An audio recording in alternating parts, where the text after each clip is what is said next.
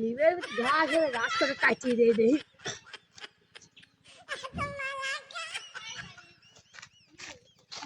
কাকা কি করো?